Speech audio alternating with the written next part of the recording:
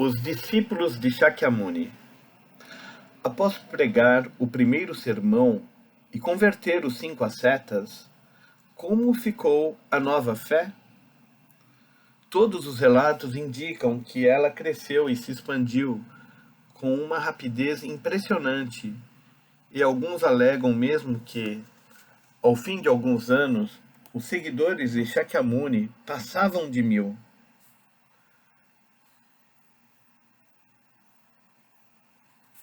Vários fatores ajudam a explicar esse rápido aumento do número de fiéis da nova religião.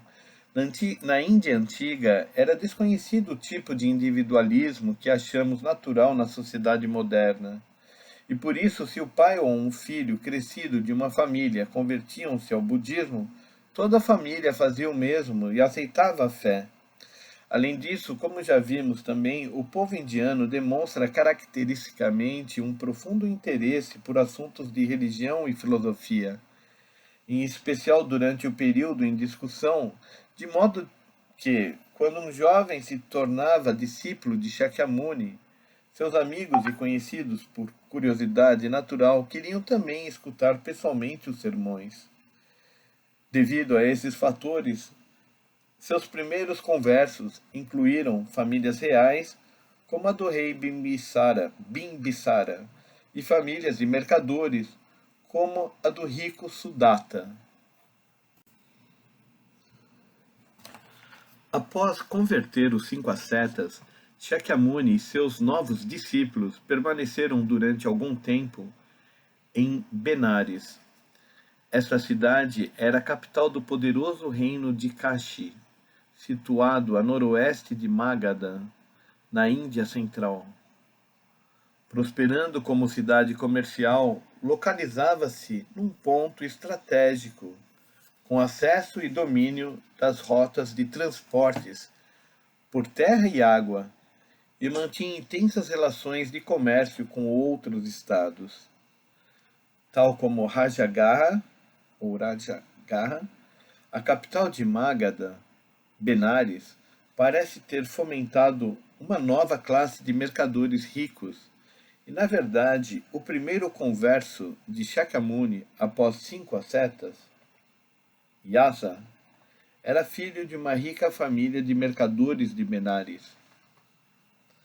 A história de conversão de Yasa é interessante e tem grande significação para nós atualmente, porquanto demonstra que apenas a riqueza material não pode satisfazer as necessidades espirituais do homem. A vida de Yasa, antes da conversão, é descrita no mesmo tipo de termos simbólicos usados para contar o começo da vida de Shakyamuni. Criado num meio de grande luxo, ele possuía 3 casas, uma para uso na estação chuvosa, outra para o verão e a última para o inverno. Servido constantemente por servas, passava os dias em festins e sendo entretido com números de música e dança. Não obstante esse ambiente delicioso, porém, ele se sentia contrafeito, pois se desencantara com a vida de prazeres sensuais. E quanto maiores os divertimentos em volta, mais se aprofundava seu senso de vazio e desespero. Finalmente, certa noite, escapuliu de casa e começou a vaguear em busca de paz espiritual. Foi então que, por acaso, conheceu Shakyamuni.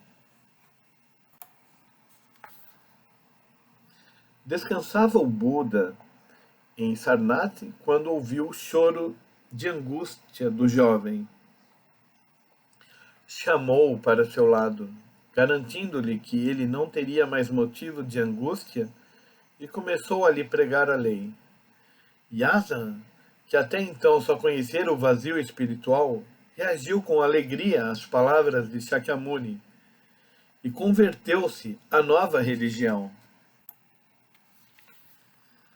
A verdade que ele pregou a Yasa parece ter se baseado na lei do karma, ou causalidade, considerada na Índia como crença de aceitação ditada pelo bom senso. E parece também ter enfatizado os conceitos budistas de causa e efeito, e a necessidade de o homem escapar do ciclo de nascimento e morte. A julgar por essa história, parece que Shakyamuni ensinava segundo as necessidades e capacidade de seus ouvintes, fazendo uso de opiniões filosóficas geralmente aceitas e ensinando aos homens a maneira correta de viver em termos da lei de causação. Ele não repudiava inteiramente a filosofia dos Upanishads,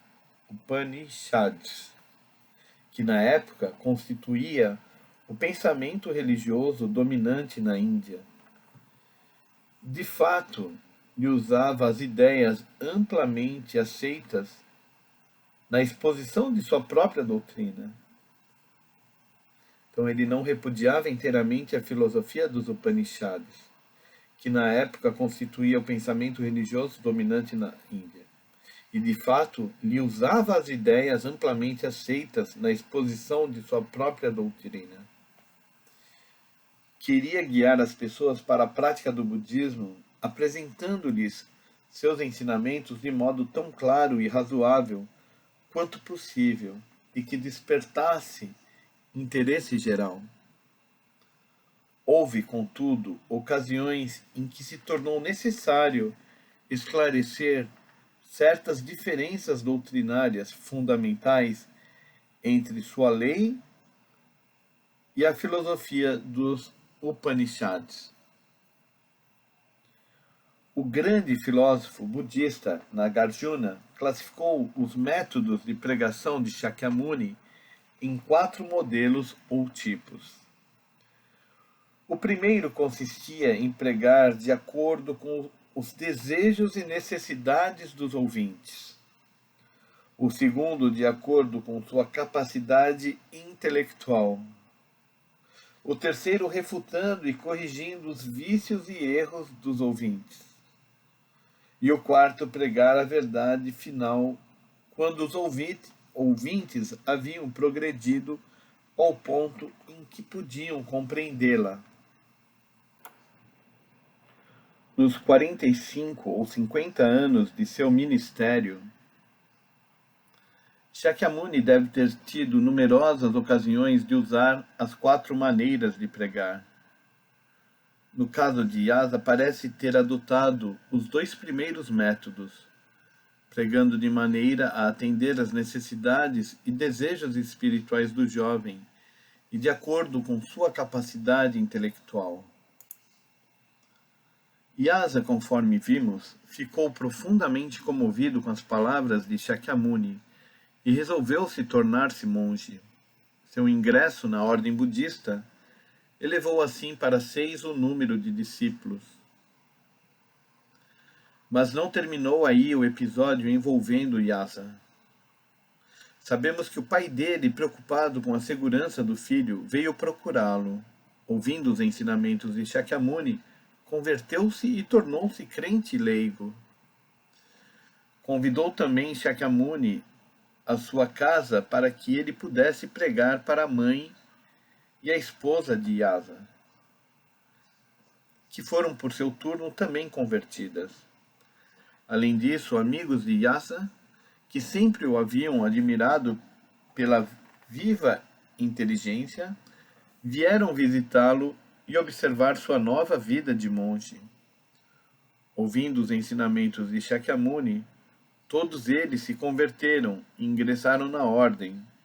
Conta-se que foram 54 no total.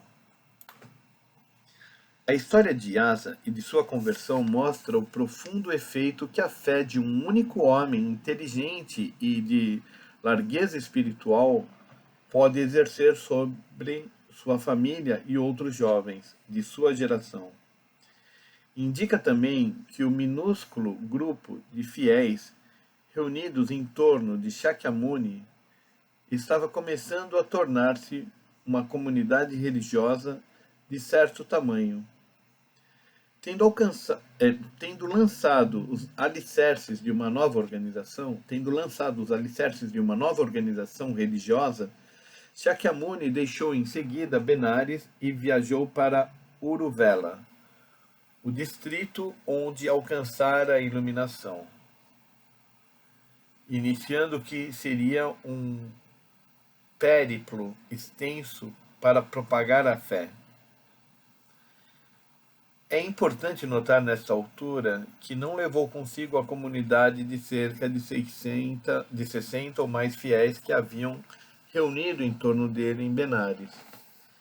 Em vez disso, ordenou aos discípulos que, isoladamente, viajassem a várias regiões e pregassem a lei, enquanto ele seguia da mesma maneira para Uruvela.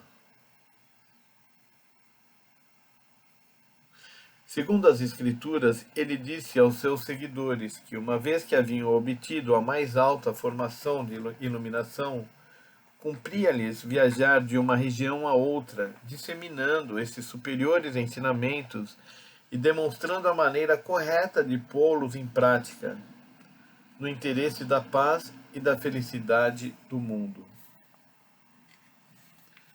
Não deviam seguir em grupos de 2 ou 3, mas sozinhos, como ele mesmo ia a Uruvela, e transmitir os ensinamentos a tantas pessoas quanto possível. Parece-me que essa orientação nos diz algo muito importante sobre o espírito fundamental do budismo e sua forte ênfase na prática. Era a missão e comportamento correto desses homens que haviam recebido os ensinamentos e ingressado na ordem budista pregar a lei a todas as pessoas, no interesse da paz e da felicidade do mundo.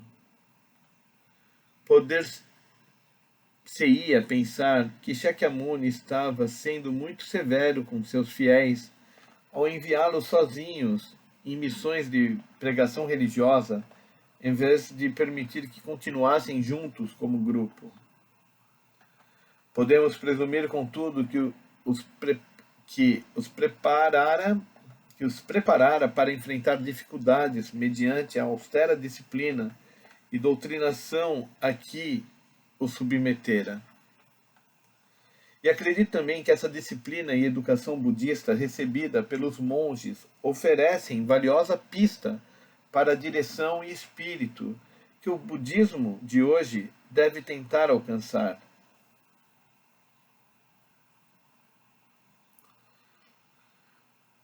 Afinal de contas, budismo não é simplesmente um sistema de filosofia, nem uma religião para aqueles que simplesmente desejam passar o tempo num mundo de tranquila meditação. Ao contrário, é uma religião que ensina que logo que o indivíduo encontrou o caminho e obteve a compreensão, deve tornar missão de sua vida disseminar o conhecimento do caminho entre outras pessoas e procurar atingir todos os seres sencientes. Não devemos jamais esquecer que essa prática ativa da fé que constitui o âmago da religião budista. Isso sempre foi verdade, desde os tempos de Shakyamuni até hoje. Além disso, a ordem aos discípulos de que fossem sozinhos e não em grupos de 2 ou 3 indica a importância que ele atribuía à capacidade do crente de agir com plena autodisciplina e controle. Na prática do budismo, sua ênfase era no ativo e no positivo, e não no meramente passivo. Não queria que os discípulos fossem simples recipiendários da lei, mas enérgicos propagadores dela. Queria que cada um a ensinasse à sua própria maneira e por sua própria iniciativa, de modo que, ao fazê-lo, não só propagasse a mensagem entre os demais, mas viesse a adquirir no processo um conhecimento e fé mais profundos. Esse procedimento adotado por Shakyamuni indica mais do que qualquer outra coisa o grau em que o budismo é caracteristicamente uma religião de prática.